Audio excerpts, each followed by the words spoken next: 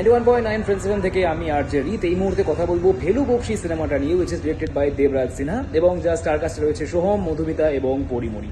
গল্পটা ট্রেলার থেকে যেমন বোঝা গিয়েছিল যে একটা ফ্যামিলিতে একটা ডেথ হচ্ছে স্ট্রোক থেকে, কিন্তু তার বাবা সন্দেহ করছে it is not a natural death. তো তারপর ভেলু বক্সির সঙ্গে কন্ট্যাক্ট করা হয় ফর অ্যান ইনভেস্টিগেশন।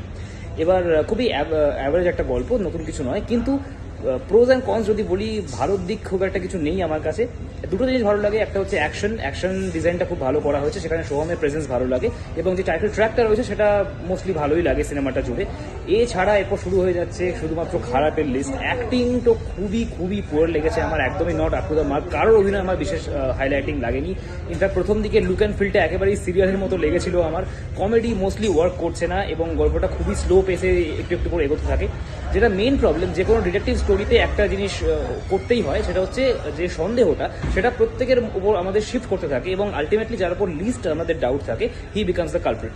তো এখানে সেটা সেরকম কিছুই হয় না, একজনের উপরই আমাদের ডাউট থাকে, and he obviously is not the culprit.